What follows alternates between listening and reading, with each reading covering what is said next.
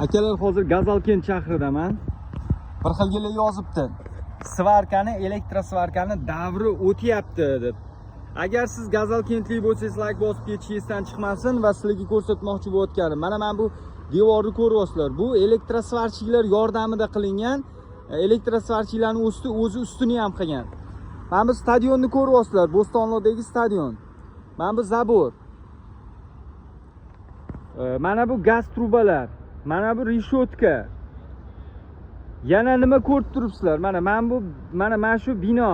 Mana bu binoni konstruksiyalari, reklamalarning konstruksiyalari. Shu yerda ko'rib turgan 80% narsalar mana. Qaysi yana nimani aytishingizdan chiqdi? Shuni aytib o'tinglar. Elektrosvarchiklar yordamida qilingan.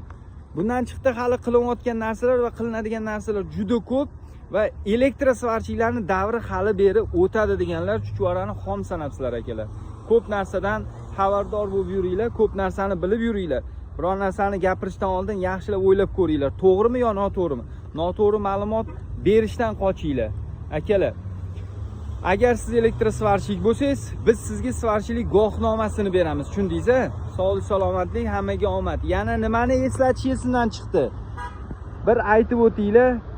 Yana nima esdan chiqdi? Nimani eslatishingizdan chiqdi?